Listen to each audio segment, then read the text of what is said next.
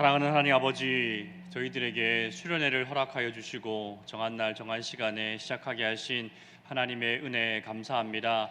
현장에서 드리는 우리 지체들도 있고 각자의 삶의 처소에서 예배를 드리는 지체들도 있습니다. 어디에 있든지 우리가 성령 안에서 하나 되게 하시고 하나님의 말씀 가운데 진리를 발견하게 하시고 복음 가운데 감추어 놓으신 하나님의 그 비밀들을 발견하는 기쁨이 있게 하시고 우리들의 심령 가운데에 영적인 부흥이 일어나는 아름다운 수련회가 되게 하여 주옵소서. 감사드리며 예수님의 이름으로 기도하옵나이다. 아멘.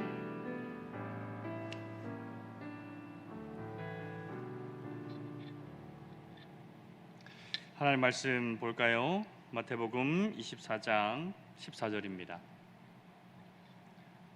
우리 한 목소리로 읽겠습니다. 시작. 마태복음 24장 14절입니다. 이 천국 복음이 모든 민족에게 증언되기 위하여 온 세상에 전파되리니 그제야 끝이 오리라. 아멘. 우리 유튜브로 보시는 분들 위해서 우리 집중도가 또 떨어질 수 있으니까 서로에게 인사 한번 했으면 댓글로도 한번 인사해 주셨으면 좋겠습니다. 이번 수련회의 주제죠. 우리 복음은 멈추지 않습니다. 우리 댓글로 서로 인사 나누시겠습니다. 한번 시작해 볼까요? 시작. 복음은 멈추지 않습니다. 지금 몇 분 정도 들어와 계신가요? 65명. 그러면 1번, 6번, 26번 다들 빨리 적어요. 1번, 6번, 26번, 46번 제 댓글 다신 분에게 선물 주세요. 자, 이렇게 중간중간에 보낼 테니까 여러분들 함께 집중력 잃지 않고 계속해서 잘 집중했으면 좋겠습니다. 1번 누구예요? 에? 잘 안 들리는데, 네. 나 양우석, 우석이, 우석. 지난 주일날 여러분 그 우석 경제 장학금 받는 거 봤습니까? 대표로 받았는데 축하해요, 우석. 자, 예수님께서 승천하신 지 대략 한 2000년 정도 지났습니다. 시간이 흘렀죠. 1년이 여러분 몇 시간이 되신 줄 아십니까? 8760시간이더라고요. 그러면 20년이면 몇 시간이 지나갔을까요? 는 퀴즈는 아닙니다. 제가 이렇게 찾아보니까 계산해 보니까 이걸 어떻게 읽어야 되나? 1억 7천 아니 1752만 시간. 읽기도 힘드네. 1752만 시간 정도가 지났더라고요. 굉장히 오랜 시간이 흘렀죠. 그동안에 얼마나 많은 사람들이 태어나고 또 얼마나 많은 사람들이 또 이 세상을 떠났겠습니까? 수많은 나라들이 세워지기도 했고요. 수많은 제국들이 세워지기도 했고 또 사라지기도 했습니다. 수많은 인류의 역사에 정말 많은 일들이 있었죠. 고대, 중세 를 지나서 근대 또 현대에 이르기까지 정말 많은 시간이 흘렀습니다. 우리는 늘 예수님의 이야기를 듣고 또 예수님이 너무 가까이 계시니까 우리가 그 시간적인 간격을 잘 느끼지 못할 때가 많은데 2000년 전이에요. 2000년 전이면 우리 고조선 그 무렵 아마 맞을 겁니다. 한국 역사로 치면. 그러니 굉장히 많은 시간이 흘렀지요. 그런데 그 오랜 시간이 흐르는 동안에 주님의 복음은 단 한 차례도 멈춘 적이 없습니다. 우리 영상 하나 보고 시작하실게요.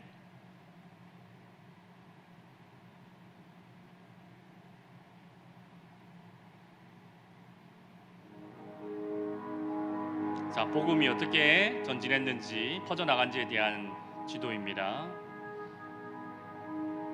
흰색이 기독교예요.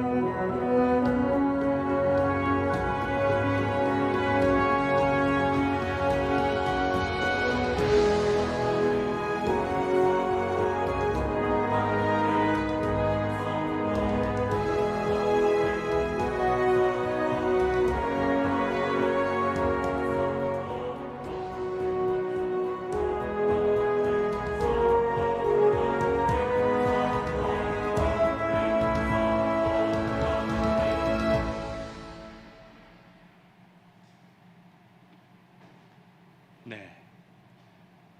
복음 2000년간의 역사를 90초에 압축시켜 놓은 영상이었습니다.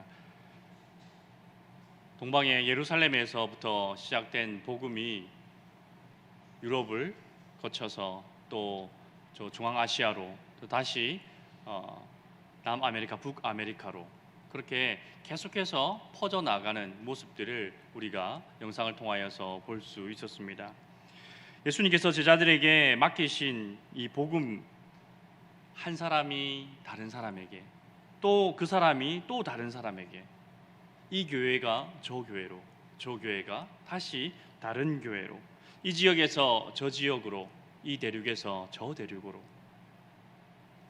그렇게 복음은 계속해서 전파되었습니다. 끊임없이 흐르고 또 흘렀던 것이지요. 그렇게 흐르고 흘러서 지금 나의 마음에 새겨지게 된 겁니다. 그러니 2000년 전에 예루살렘에서 선포되었던 그 복음이랑 지금 내 마음속에 새겨져 있는 복음이 똑같은 복음이에요. 여러분, 이게 놀랍지 않나요? 우리 지난 주일날 감탄에 대해서 들었는데 이 감탄해야 될 일이거든요. 2000년 전에 있었던 그 복음이 그대로 전수되어서 나의 심령 가운데 새겨져 있다는 것, 이것이 정말 하나님의 큰 은혜의 역사이고 우리가 하나님께 감탄할 수밖에 없는 그러한 일이지요. 이처럼 복음은 거대한 강물과 같아요. 도도하게 흘러서 강물은 절대 멈추지 않거든요. 장애물을 만나면 장애물을 뛰어넘기도 하고 또는 뛰어넘을 수 없으면 돌아가기도 하고, 그러나 결국 바다에 이르기까지 강물은 멈추지 않습니다. 멈출 수도 없지요. 누군가가 일부러 댐을 막아서 그 강물을 잠시 동안 멈춰 있는 것처럼 보이게 할 수는 있어도, 그러나 그 댐의 수위가 다 차게 되면 결국 넘어갑니다. 아니면 그 뚝을 터뜨리죠. 로마 제국의 박해, 이슬람의 팽창, 공산주의의 등극, 그 수많은 장애물과 방해가 있었음에도 불구하고 복음은 흐르고 흘러서 예루살렘에서부터 시작된 그 복음이 지금 우리들의 심령 가운데도 흐르고 있는 것입니다. 이 복음의 물결, 주님께서 오시는 그날까지 나를 통하여서 흘러가고 또 다른 사람들에게 흘러가서 주님 오시는 그날까지 복음은 멈추지 않을 것입니다. 이렇게 복음이 멈추지 않고 계속해서 대륙을 넘어서 계속해서 전파되었다고 해서 그 기독교 역사에 아무런 어려움이 없었는가? 그런 거 아니죠. 여러분들도 잘 아실 겁니다. 첫 번째 신약교회의 첫 번째 교회 예루살렘 교회 설립되자마자 바로 핍박을 받았잖아요. 그래서 스데반 집사가 순교하기도 했고 사도 야고보가 순교하기도 했습니다. 유대인들의 핍박이 점점 심해지자 어떻게 되었습니까? 예루살렘 교회 성도들 이제 예루살렘에 머무를 수 없어서 흩어지게 되죠. 그래서 사마리아로 또 땅끝까지 이르러서 그들이 가는 곳들마다 복음을 전하였고, 그 가는 곳곳에서 하나님의 교회를 세웠습니다. 그 세운 교회마다 복음이 담겨 있었고, 또 그 교회에서 다른 선교사들 파송하고 전도자들을 파송해서 점점 복음이 퍼져갔지요. 그것을 기록한 책이 사도행전이지 않습니까? 예수님 말씀처럼 오직 성령이 너희에게 임하면 너희가 권능을 받고 예루살렘과 온 유대와 땅끝까지 이르러 내 증인이 될 것이다 라고 말씀하셨는데, 그 말씀대로 이루어진 것, 그것이 바로 사도행전입니다. 유대인들은 교회를 핍박하였지만 오히려 복음은 그 핍박으로 말미암아서 더 멀리, 더 넓게, 더 많은 사람에게로 퍼져갈 수 있었던 것이지요. 당시 세계를 제패하고 있던 나라가 어디입니까? 로마 제국이지요. 로마 제국도 우리 그리스도인들을 참 많이 핍박했습니다. 원래 로마 제국은 자기들이 그 한 나라를 정복하거나 한 민족을 정복하고 나면 그들을 억지로 개종시키지 않았어요. 그냥 당신들이 섬기는 신을 계속 섬겨도 좋다라고 허용해 줬거든요. 그래서 예수님이 태어났을 당시에도 예루살렘은 이미 로마 제국의 그 지배 아래에 있었기 때문에 있었습니다. 그럼에도 불구하고 예루살렘 성전에서는 여전히 하나님을 향한 그런 제사가 드려지고 있었거든요. 그런데 처음에는 그래서 로마인들은 이 기독교에 대해서 그렇게 큰 관심이 없었어요. 좀 변방에, 정말 변방이거든요. 변방의 작은 그 이교 집단 뭐 이 정도로밖에 생각하지 않았습니다. 신경도 쓰지 않았습니다. 그런데 점점 이 기독교가 전파되고 예수님을 믿는 사람들이 늘어나고 그 사람들을 부르는 명칭까지 생겼어요. 그리스도인이다. 저 사람들 그리스도인이다. 이 그리스도인이라는 것은 처음에 약간 그 칭찬의 의미는 아니었거든요.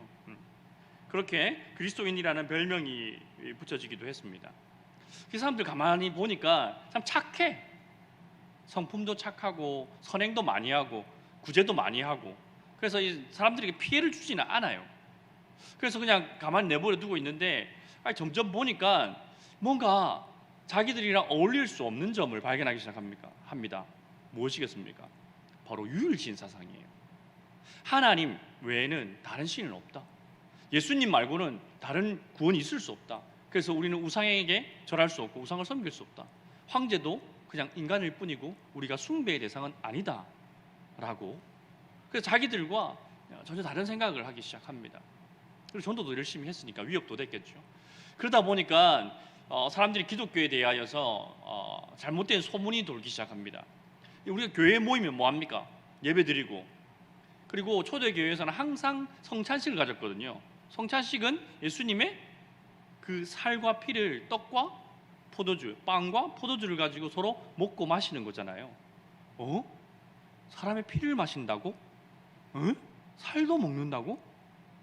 그리고 유아들에게는 세례를 유아세례를 주잖아요. 이게 막 이야기들이 막 섞여가지고 어떻게 소문이 돌았냐면, 그리스도인들은 아주 야만적이어서 아이를 잡아서 그 살과 피를 서로 나누어 먹는 사람들이다라는 소문이 나기 시작합니다. 그러니 그 그리스도인들이 얼마나 혐오스러웠겠습니까? 그래서 로마 제국 안에서 드디어 핍박이 일어나기 시작합니다. 주후 64년 우리가 잘 아는 네로 황제 때에 그 큰 불이 일어나잖아요. 그때 사람들이 뭐라고 생각했습니까? 저거 불 분명히 저거 또라이 같은 저거 네로 황제가 뭐 질렀을 거다.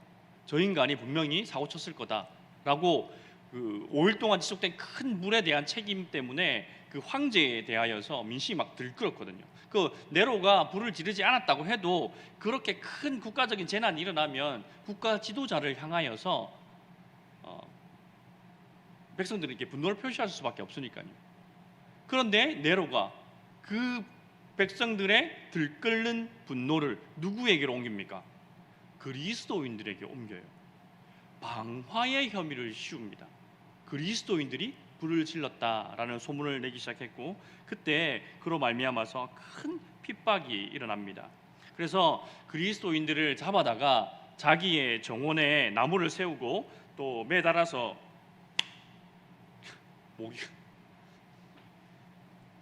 매달아서 거기다가 이렇게 불을 붙였어요. 우리 사진 하나 보여주세요. PPT 사진, 첫 번째 사진 보여주시면 됩니다. 네로의 토치.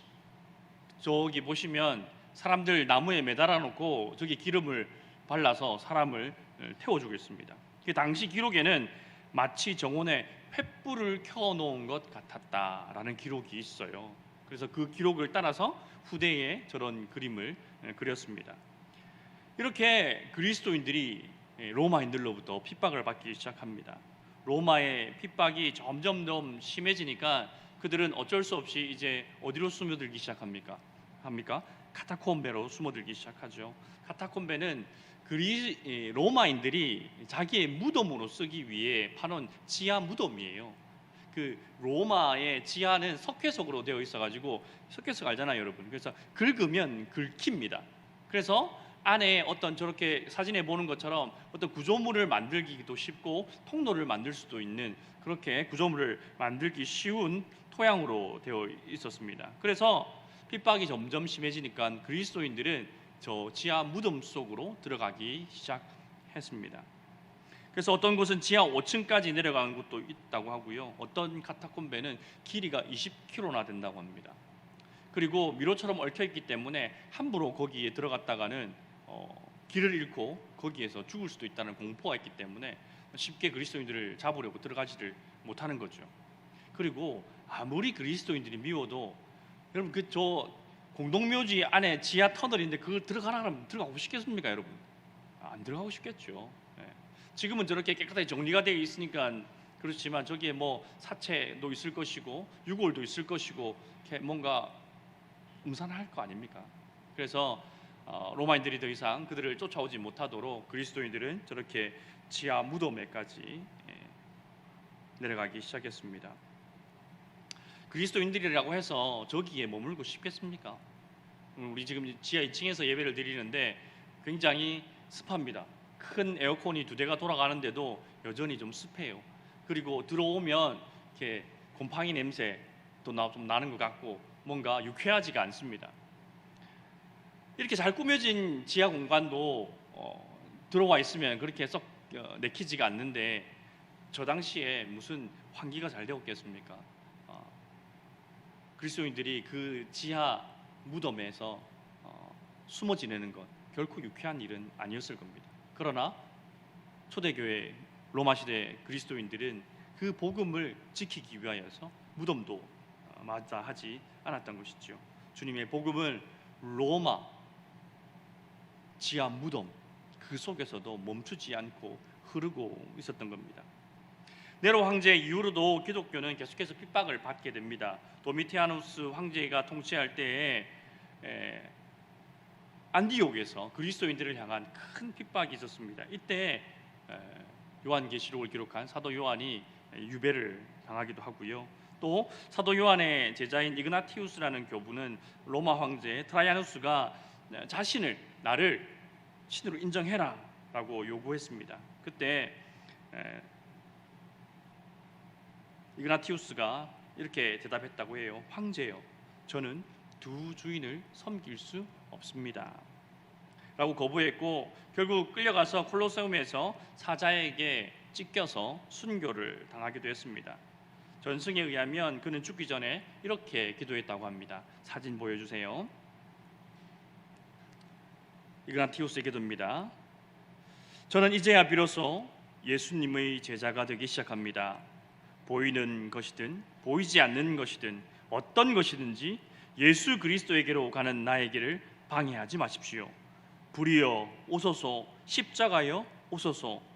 야수들과 싸워 뼈들이 뭉그러지고 팔다리가 떨어지고 나의 온몸이 부서질 것입니다. 사탄의 잔인한 고문이여 오시오. 다만 내가 예수 그리스도에게 이르게 하시오. 저는 이제 비로소 예수님의 제자가 되기 시작합니다 라고 고백합니다. 순교의 자리에 섰을 때에 비로소 이 정도 하면 예수님의 제자라고 불리는데 부끄럽지 않지 않을까라는 그러한 마음이 들었을 것 같아요. 그래서 비록 내가 살아온 짐승에게 몸이 찢겨지고 갈갈이 부셔진다 할지라도 내가 끝까지 복음을 포기하지 않고 예수님을 나의 구주로 끝까지 고백한다면 그것이 나의 영광이다 라고 끝까지 복음을 지켰던 속사도 교부의 아름다운 믿음의 고백이고 위대한 기도이지요. 또 사도 요한의 또 다른 제자 폴리갑이라는 사람이 있는데요. 폴리갑은 예수님을 저주하라는 로마인들의 요구가 있을 때에 이렇게 대답했다고 합니다. 사진 보여주세요. 폴리갑입니다. 86년 동안 내가 그를 섬겼으나 그는 나에게 아무 잘못을 한 일이 없습니다.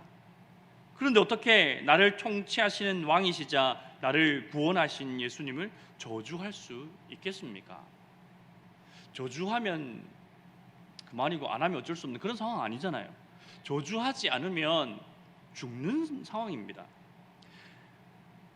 이 폴리갑에 대한 순교에 관련된 이야기가 있습니다. 여러분 저 사진을 한번 잘 보세요. 그림에 보면 폴리갑이 화형대에 있고 또 짐승도 보이나요? 저기 콜로세움에서 이제 사자밥이 되기도 했죠. 그래서 군인들이 그 사자에게 이 폴리갑을 던졌는데 사자가 이 폴리갑을 공격하지 않았다는 거예요. 그런 전설이 내려옵니다. 전승이 있습니다. 그래서 안 되겠다, 화형을 시켜야겠다라고 불을 지피려고 했는데 불이 붙지 않았다고 합니다. 그래서 어쩔 수 없이 저기 그림에 있는 것처럼 로마 군인들이 칼로 그를 죽였어야만 했다라는 그런 전승이 내려오고 있습니다. 이처럼 로마는 끊임없이 잔인한 방법으로 그리스도인들을 핍박하고 또 그들을 괴롭혔습니다. 그래도 복음은 멈추지 않았습니다. 로마 전 지역으로 복음이 점점 퍼져나가기 시작했고요. 그 어려운 가운데서도 교회가 점점 조직을 갖추어 나가기 시작했습니다. 250년경의 기록에 의하면 로마 교회, 로마에 세워진 교회에는 한 명의 감독 아래, 로마의 감독 아래 46명의 담임 목사가 있었고요. 그를 보조하는 7명의 부목사를 갖출 정도로 조직을 갖추었다고 합니다. 그러니 그 어려움 속에서도 복음이 계속 전파되었고 목회자들이 양성되었고 그렇게 주님의 교회가 든든히 서가고 있다는 것을 알 수 있습니다. 그래서 이때가 되면 이미 전 제국에 이런 교회들이 넓게 퍼져 있어서 국가 종교의 모습을 갖추고 있었습니다. 그 로마인 이야기 쓴 시오노 나나미, 그 책 읽어보신 분들 많으시죠? 시오노 나나미가 그의 책에 이 기독교가 왜 이렇게 로마 시대의 로마인들에게 끊임없이 전파되었는가에 대하여서 이렇게 분석했더라고요. 제가 읽어드리겠습니다.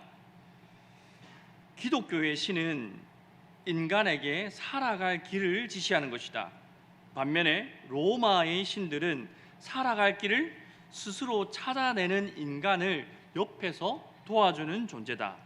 절대신과 수호신의 차이라 해도 좋다.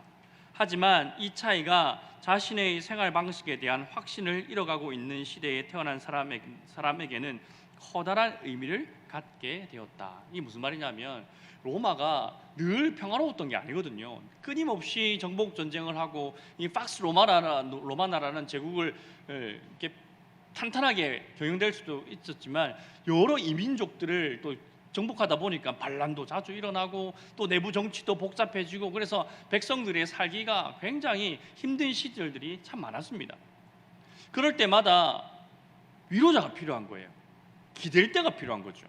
그런데 시오노 나나미의 그런 진술처럼 로마의 신들은 내가 뭔가 열심히 분연히 일어서 가지고 그런 어려움을 역경을 이겨내려고 할 때 로마의 신들은 도와준다라는 생각했다라는 거예요. 그런데 기독교의 예수님, 기독교의 그 하나님은 어떻게 살아야 하는지, 비록 힘이 없고 연약하다 할지라도 그들을 보호해주고 그들의 피난처가 되어주는 신이었기 때문에 로마인들에게 굉장히 매력적으로 다가갔고 그 복음을 들은 사람들이 계속해서 회심의 역사가 일어났다라는 그러한 분석입니다. 그런데 이 로마 제국이 250년경, 기원 후 250년경에 데키우스 황제라는 사람이 등극하게 되는데 이 사람이 기독교를 이제 이 제국 안에서 완전히 뿌리를 뽑아야겠다라고 결심을 하게 돼요. 250년경에. 그래서 그 전까지 그 기독교인들을 향한 박해는 그냥 황제가 약간 쟤들 기분 나쁜데 쟤들 좀 잡아.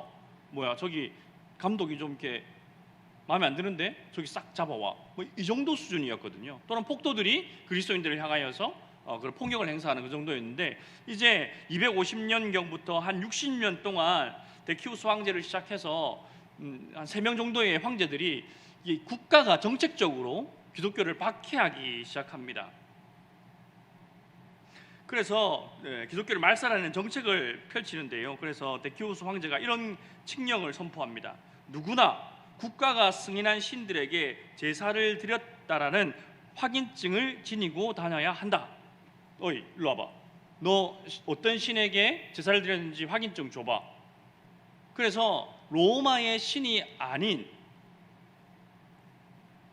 로마가 이런 종교는 허용한다라고 공인되지 않은 다른 신들을 섬기는 사람들을 잡아가겠다는 거거든요. 그럼 누가 있겠습니까? 기독교인들을 잡겠다는 거죠. 기독교인들은 우상에게 제사하지도 않고 절하지도 않았기 때문에 그런 확인증이 있을 수가 없잖아요. 그때부터 확인증 없으면 너 일로 와. 잡아가서 죽이기도 하고 그의 재산을 빼앗기도 합니다. 정책적으로 이렇게 기독교를 핍박하기 시작합니다. 이때 로마 교회, 또 예루살렘 교회, 안디옥 교회의 감독, 그러니까 그 지역의 최고의 목사님, 지금으로 치면 뭐 총회장 목사님 정도로 생각하셔도 무방할 겁니다. 그 로마 교구의 감독, 또 안디옥의 감독, 예루살렘 교회의 감독, 안디옥의 감독들이 순교를 하게 됩니다.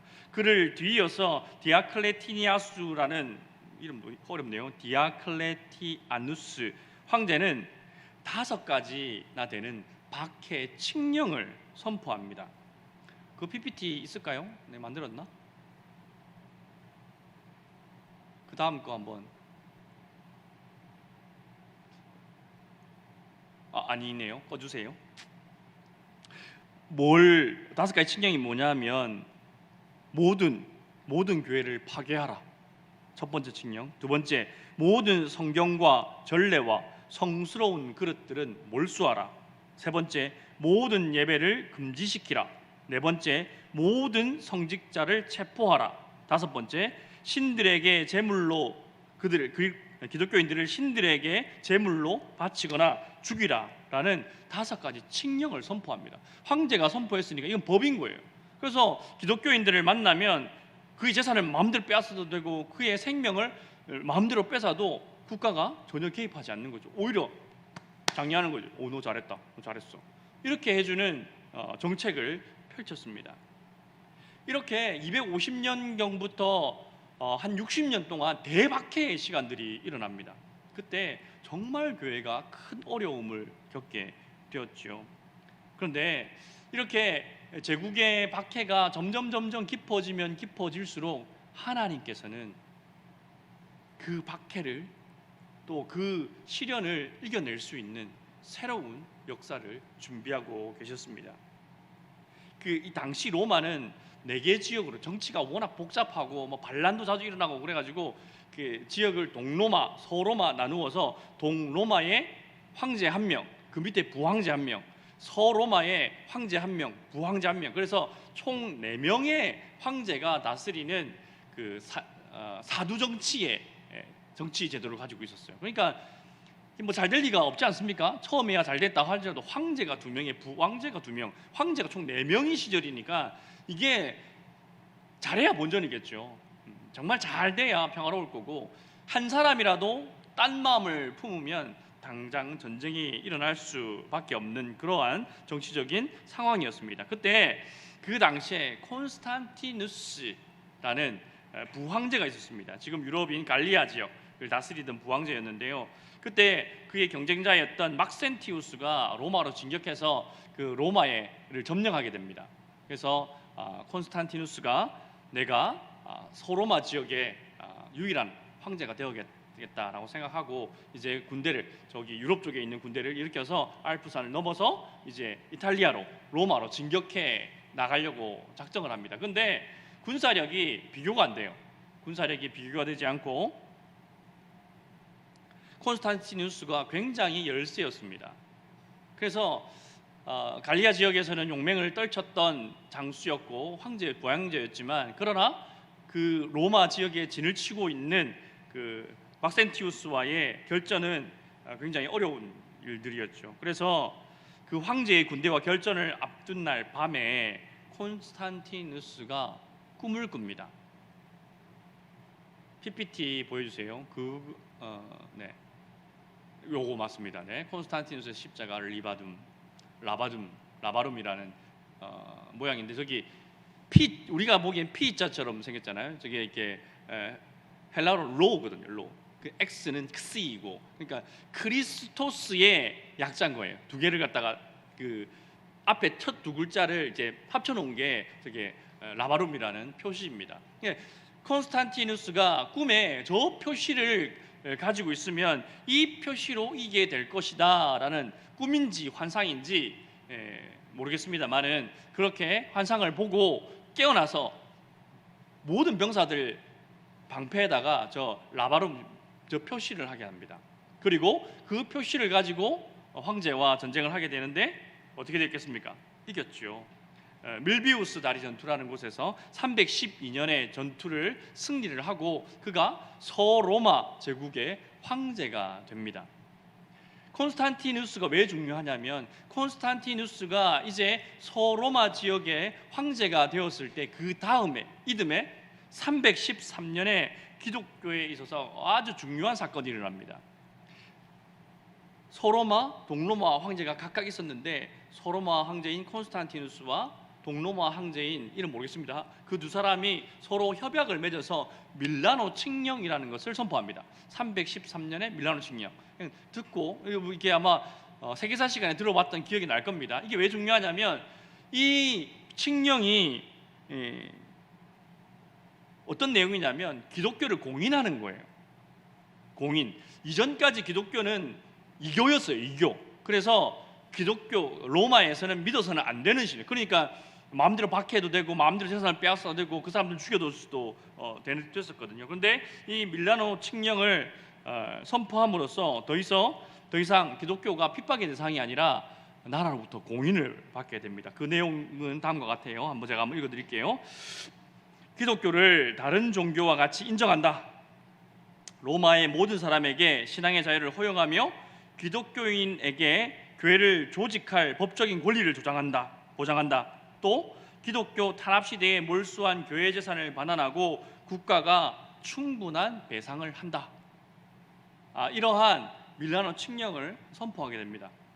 드디어 박해의 시간이 끝이 난 것이지요. 그렇게 제국의 모진 핍박을 받던 교회는 제국으로부터 공인됩니다. 그 이후 250년경 데큐스 황제로부터 기독교를 말살하려는 그 대핍박의 시절을 지나서 이제 비로소 자유롭게 신앙생활을 할 수 있는 시간이 열린 것이죠. 결국 380년이 되면 테오도시우스 황제가 기독교를 우리 로마의 국가의 종교로 선포합니다. 380년에 그렇게 미움받고 그렇게 박해받았던 기독교가 로마의 국교가 되는 것이죠. 그래서 이후로 이 칙령이 선포된 이후로 로마에서 정치를 하거나 로마에서 공무원이 되고 싶은 사람은 반드시 기독교인이어야만 했습니다. 한 400년 동안, 한 250년 동안 일어났던 일들을 제가 중요한 장면들을 말씀드렸습니다.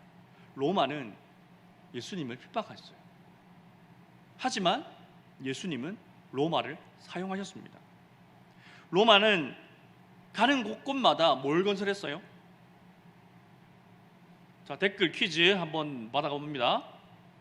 그 로마는 이 전쟁을 하기 위해서 어마어마한 토목 공사를 먼저 해놓고 그래서 이길 수밖에 없는 그런 전장의 환경을 만들어 놓고 싸우기로 유명한 사람들이었거든요. 그래서 이 사람들이 도로를 아주 많이 깔았습니다. 그래서 모든 길은 어디로 통한다? 로마로 통하죠. 네.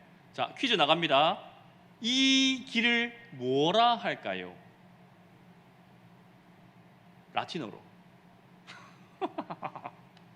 아실 텐데 검색해 보세요.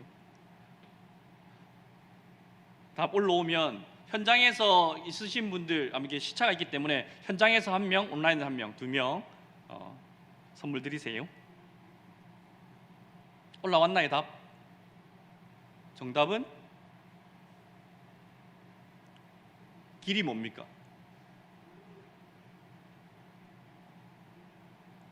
정답 아직 안 올라왔어요? 정답을 모르는 건가? 비아 로마나라고 그러죠. 비아 로마나.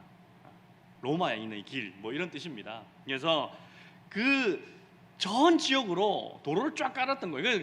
사도 바울이 걸어서 어떻게 지금 같은 시절도 아닌데 복음을 들고 이 대륙에서 저 대륙으로, 이 나라에서 저 나라로 건너가면서 복음을 전할 수 있었겠습니까? 이 비아 로마나라는 로마인들이 깔아놓은 그 길을 따라서 복음을 전파할 수 있었던 거예요. 그래서 스페인까지도 갈 수 있었던 겁니다. 두 번째, 로마인들은 헬라어를 사용했어요. 헬라어를. 그 사람들이 공식 언어는 라틴어지만 주로 사용하는 언어는 헬라어였어요. 그래서 제국 안에서는 헬라어가 그냥 공용어였어요. 지금 영어 쓰듯이. 그러니까 성경이 무슨 말로, 신약성경이 무슨 말로 기록되었습니까? 헬라어, 그리스어로 기록이 됐잖아요. 그러니까 웬만한 사람들, 웬만큼 문맹이 아닌 사람들은 글을 읽을 수가 있었고 그 말을 알아들을 수가 있었거든요. 그래서 이 로마에 닦아놓은 길을 통하여서, 로마가 사용한 언어를 통하여서 주님께서는 이 복음이 계속 그 로마 전 지역으로 퍼져나갈 수 있도록 역사하신 거죠. 이 말이 딱 맞지 않습니까? 로마는 예수님을 핍박하였지만 예수님은 로마를 사용하셨다.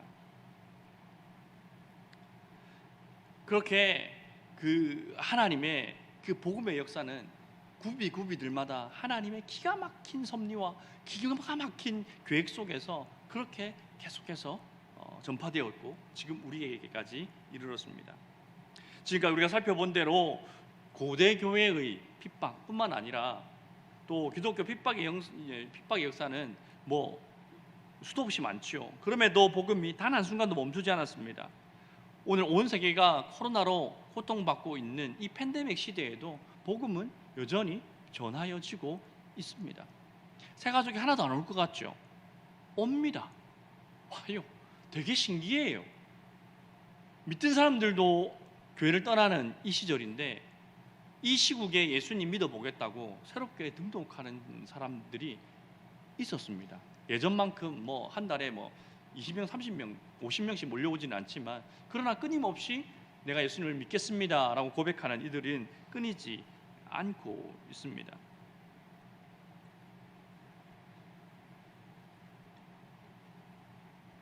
그래서 언젠가 몇 년이 지나고 몇십 년이 지나서 그 뒤를 돌아볼 때, 여러분들 청년의 시절 돌아볼 때 그때 코로나 때문에 우리 마스크 쓰고 예배 드렸잖아, 수련회 거기 가지도 못하고 이렇게 교회에 모여가지고 온라인으로 드리고 그랬잖아, 막 그때를 추억하면서, 그런데 말이야 그 팬데믹 시대 때문에 교회가 이렇게 되었잖아, 또는 그 팬데믹 시대 때문에 내 신앙이 이렇게 되었잖아 라고 우리가 추억할 때가 올 거예요. 그때는 하나님께서 왜 이 시대에 우리에게 팬데믹을 허락하셨는지, 왜 코로나 바이러스가 창궐하도록 버려두셨는지, 섭리하셨는지에 대하여서 그때 해석할 수 있을 겁니다.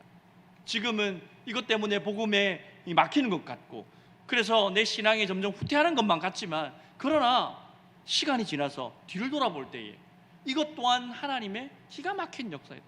로마에게 핍박을 당할 때에 그 그리스도인들이 이 로마를 통하여서 하나님이 역사하실 것이라고 그렇게 생각하던 사람들이 얼마나 되겠습니까? 아유 저 나라 빨리 망했으면 좋겠다, 저 제국 빨리 망했으면 좋겠다, 저 황제 빨리 죽었으면 좋겠다, 이런 생각밖에 못 하셨을 거 아닙니까? 그러나 시간이 지나서 역사를 뒤돌아보니까 그것 때문에 하나님의 교회가, 하나님의 복음이 점점 더 잘 선포되어질 수 있었다는 것을 우리가 생각하는 것처럼 코로나 시절도 하나님께서 사용하시고 있다라고 믿으시기 바랍니다. 그래서 결국 이 일들을 통하여서 선한 열매를 맺으실 그 하나님, 이 시대에도 계속해서 복음이 멈추지 않고 있다라는 그 복음의 거대한 물결 위에 내가 그 위에 올라타 있다라는 것을 우리는 잊지 말아야 하는 것이죠. 여러분들의 개인적인 신앙의 역사를 한번 돌아보시기 바랍니다. 누구에게나 오늘 여러분들 소모임 시간에 나누겠지만 신앙의 위기들이 찾아올 때가 있거든요. 어떤 이들은 해결되지 않는 죄의 문제가 너무너무 이게 괴로워서 이럴 바에는 차라리 그냥 안 믿는 게 나을 것 같아, 이런 모습으로 예수님 앞에 서느니, 하나님 앞에 서느니 나 이제 예수님을 조금 떠나야겠어 라는 경험을 한 이들도 있을 것이고요. 어떤 사람들은 이제 신앙생활을 좀 해볼까, 전도를 받아서 그래 교회 다니면 평안하고 좋다고 여기가 좋다고 그러는데 그래 나도 한번 교회 다녀봐야지, 열심히 다니기는 하는데 출석을 하는데 막 저기서 은혜 받아가 눈물도 흘리고 찬양은 눈물 이렇게 막 이렇게 열심히 찬양도 하고 기도도 하고 그러는데 나는 도대체 이게 뭐가 뭔지 모르겠다는 거예요. 믿어지지가 않아서 너무 괴로운 거예요. 조금 시간이 지나면 괜찮아, 조금만 시간이 지나면 하나님 은혜 주실 거야. 그러니까 그 은혜가 뭐냐고, 이게 모르니까 너무 답답한 거예요. 그래서 이제 이 종교는 나랑 안 맞는 것 같아 라고 떠나고 싶은 그런 경험을 했을 지체들도 있을 겁니다. 또는 가족의 반대나 또는 정말 친한 사람, 특별히 여자친구, 남자친구, 꼭 교회 가야 돼 오빠, 자기가 꼭 교회 가야 돼, 그 말에 또 녹아가지고 그럴까? 오늘은 빼먹을까? 그러다가 신앙의 위기를 마련하기도 하죠. 누구나에게나 신앙의 위기들이 있습니다. 그러나 돌아보면 그 위기조차도 하나님께서는 나의 신앙을 성장시키고 내가 예수님을 영접하는데 사용하신다는 거, 우리가 돌아보니까 다 하나님의 섭리였다라고 고백하지 않습니까? 하나님께서는 영원하신 작정을 따라서, 하나님은 우리를 향한 아름다운 계획을 가지고 그 계획을 따라서 우리를 인도하고 계십니다. 하나님의 열심이 우리를 복음으로 이끌었고, 하나님의 그 열심이 우리가 그 복음을 떠나지 않고 그 복음 위에서 살아가도록 하나님께서 역사하고 계신 거예요. 하나님이 일하지 아니하시면 여기에 복음을 듣고 그 복음을 붙잡고 살아갈 사람 아무도 없습니다. 오직 하나님의 은혜로 우리가 그 복음의 물결 위를 계속해서 함께 나아가고 있는 것이죠. 오늘 본문 24장 4절에는 예수님께서 제자들에게 이렇게 미리 경고하십니다. 많은 사람이 내 이름으로 와서 이르되 나는 그리스도라 하여 많은 사람을 미혹하리라 라고 예수님이 경고하세요. 말세에, 마지막 때에 이런 일이 있을 거야, 그러니 조심해야 돼 라고 경고하는 말씀인데, 여러분 말세가 언제입니까? 말세가 예수님 오시기 그 재림하시는 직전, 바로 그때, 그 한 몇 년 그 정도가 말세일까요? 그렇게 해석하는 성경학자들도 있지만, 그러나 우리 고신 측에서는 그 예수님이 승천하신 이후부터 말년이 시작이에요. 말세예요, 말세. 2000년 전도 지금도 말세인 거죠. 예수님 언제 오실지 알지 못하니까. 그러니까 여전히 예수님이 승천하신 이후로부터 이 세상은 그 마지막을 향해서 달려나가고 있기 때문에 모든 시간이 바로 말세입니다. 그러니까 우리가 살아가는 이 시간도 말세죠. 말세입니다, 말세 여러분. 2000년 전에도 말세고 지금도 말세입니다. 그 말세에 미혹당하지 않도록 예수님이 조심하라고 경고하고 계시지요. 그래서 이 시대에도 내가 메시아다, 내가 재림 예수다, 나를 믿어라, 그러면 너희가 구원을 받고 너희가 만사 형통하리라 라고 자신을 메시아라고 주장하는 사람들이 몇 명 있습니다. 우리 신천지에 계시는 이만희 선생님부터 시작해서 많은 분들이 계시죠. 그 사람들 다 교주들이잖아요. 그런 교주들이 나타날 거니까 조심하라고 말씀합니다. 그는 이만희 같은 사람들이 갑자기 나타난 게 아니에요. 그 역사도 유구예요. 2000년 시간들마다 이만희 같은 사람들이 항상 있었어요. 항상 한 번도 없었던 적이 없습니다. 그리고 주님 오실 때까지 이만희 그 다른 이단의 괴수들은 계속해서 나올 거예요. 그러니까 그런 사람들이 내가 메시아다, 나를 믿어라 라고 말할 때 미혹되지 마라 라고 말하는 거죠. 말씀하시는 거죠. 그런데 이 말씀이 꼭 사람인 교주, 사람인 그 이단 괴수를 조심하라는 그 의미 이상이 있습니다. 지금 여러분들 교주 따르라 그러면 따르겠습니까? 안 따르잖아요. 그 방법이 안 통하니까 사단은 눈에 보이지 않는 교주를 우리에게 보냅니다. 나를 의지해, 나를 믿어봐, 내 말대로 하면 네 인생이 행복할 거야, 아름다울 거야, 멋질 거야, 편안할 거야 라고 우리를 미혹하는 것들 얼마나 많습니까? 얼마나 많습니까? 돈 많이 벌어, 돈 많이 벌면 행복할 거야, 편안하게 살 수 있고 여유 있게 살 수 있고 베풀면서 살 수 있고 신앙생활도 열심히 더 잘할 수 있을걸? 그러니 지금은 돈 많이 벌어. 또는 출세해야지, 출세. 성공하고. 그렇게 사는 것이 인생에 진짜 멋있는 거야. 그럼 이것도 저것도 아니면 그냥 네 주어진 삶에서 그냥 네가 누릴 수 있는 거, 뭐 딩크족이라고 그러나요? 딩크족은 그거구나. 아이 안 낳는 사람들 딩크족이라고 그러구나. 요즘 여러분 결혼하면 아이 안 낳는 사람들 점점 늘어나고 있습니다. 그냥 편안하게 살고 싶은 거예요. 아기 키우면서 힘들게 살고 싶지 않고, 뭐 이런 사회의 어떤 현상들, 이런 것들을 통하여서 끊임없이 우리를 미혹하거든요. 성경의 가르침과 상관없이 나를 따라, 이렇게 하면 돼, 이렇게 하면 행복할 거야 라고 우리를 미혹하는 것들이 얼마나 많은지를 모릅니다. 그러한 것들의 미혹을 받지 않도록 예수님께서 우리에게 미리 경고하신 것입니다. 예수님이 이렇게 말씀하셨죠. 사람이 만일 온 천하를 얻고도 제 목숨을 잃으면 무엇이 유익하리요? 사람이 무엇을 주고 제 목숨과 바꾸겠느냐라고 말씀하셨습니다.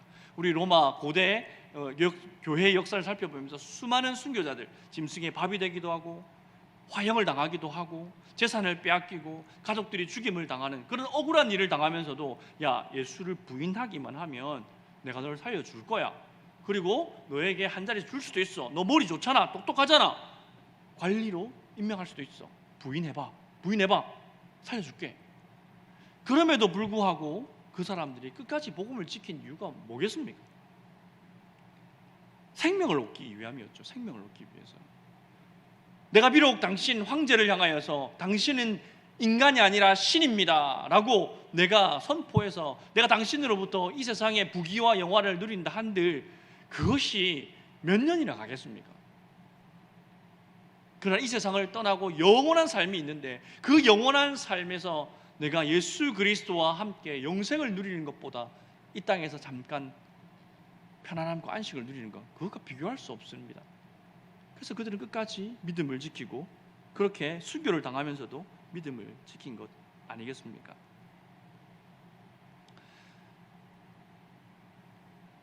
순교자의 그런 믿음으로 살아갑시다 라고 하면 아멘 할 거예요. 연지 아멘 할래? 아멘 했어요. 쉽지 않죠. 지금은 박해가 없는 시절이니까 얼마든지 아멘 할 수 있어요. 저도 할 수 있어요. 근데 여기가 카타콤베라고 생각해 봅시다.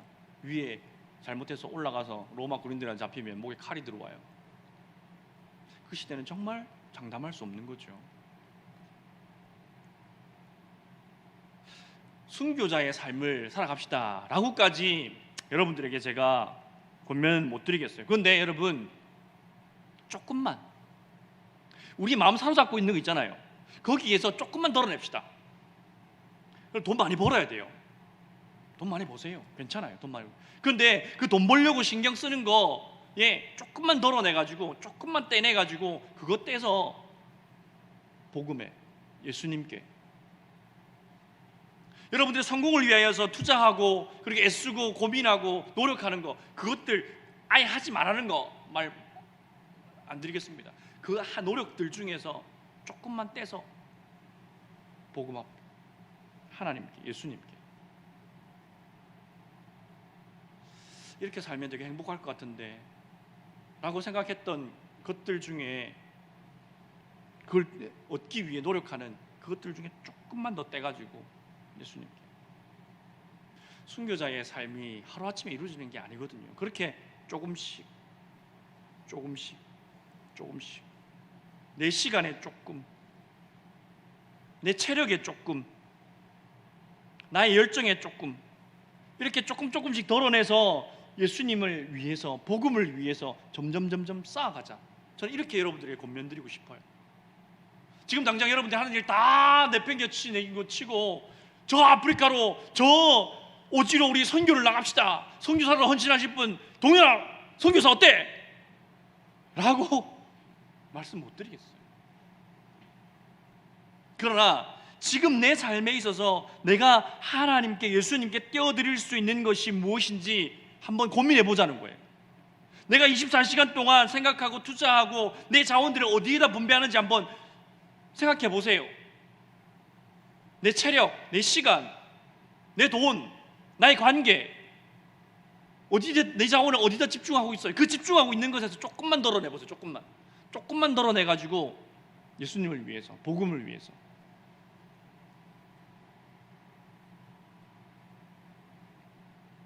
(24절 12절) 말씀에 불법이 성함으로 많은 사람들의 사랑이 식어지게 될 것이다 라고 예수님 말씀하셨어요.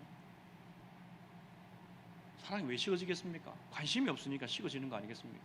예수님을 향한 관심, 하나님을 향한 관심, 복음을 향한 관심이 없으면 예수님을 향한 사랑, 하나님을 향한 사랑, 복음을 향한 열정들이 식어질 수밖에 없는 거거든요. 이 수련을 통하여서 여러분들이 불 받아가지고 여러분들의 그 복음으로 막 불타올랐으면 정말 좋겠어요.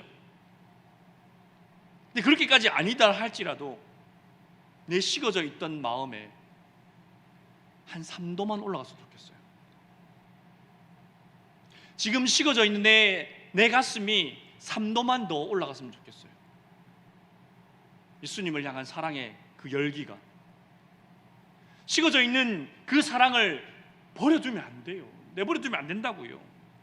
점점 식어갑니다. 더 이상 하나님을 향해서 감탄하지 않는, 감탄할 수 없는 상태로 점점 떨어질 수밖에 없는 것이죠. 예수님, 자, 조금 요만큼 한번 해볼게요. 예수님과 나 사이를 가로막고 있는 이 수많은 장애물들, 방해들, 죄악들, 잘못된 습관들, 끊어내야 될 것, 멈춰야 될 것, 더 해야 될 것, 그런 것들 중에 끊어내야 될 것은 이만큼이라도 제가 한번 끊어내 볼게요. 멈춰야 될 것들 중에 한 이만큼은 제가 멈출 수 있을 것 같아요. 주님께 드려야 할 시간들, 드려야 할 것들 중에 이만큼 제가 조금은 더 드릴 수 있을 것 같아요. 한번 해볼게요. 여러분, 이것이 우리의 사랑을 다시 회복시키는 것입니다.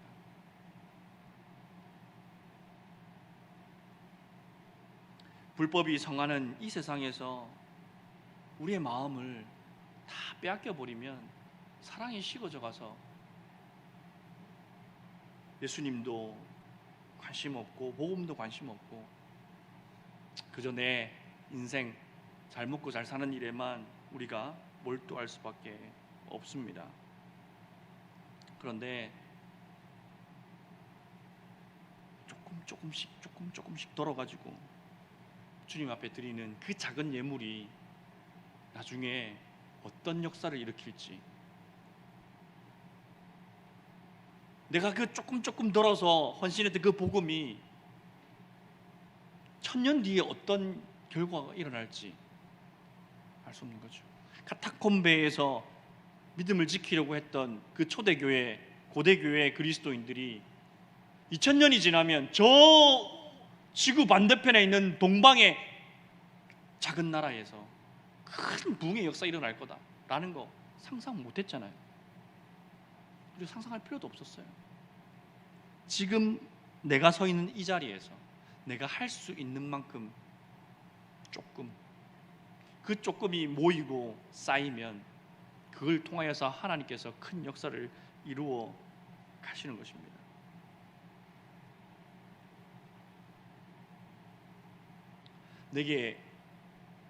내가 들었던 그 복음, 여러분 우리 교회는 복음 제시도 많이 듣잖아요.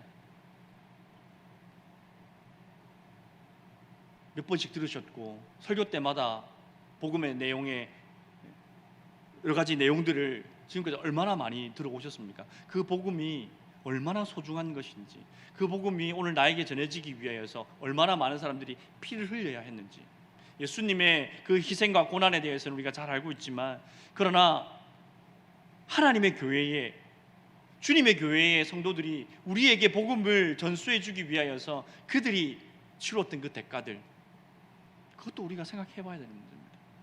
그리고 이제 우리에게 그 의무가 주어져 있습니다. 그 의무를 외면하지 맙시다. 거듭 말씀드리지만 다 내팽개치고 복음 전하러 가자라고 안 하잖아요. 조금 할 수 있을 것 같지 않으세요? 왠지 조금. 뭐 수련회 때 은혜 받으면 와, 다 할 수 있을 것 같아. 막 일주일만 지나면 다시 돌아가잖아요. 그러니까 너무 크게 막 결단하지 마시고 조금이라도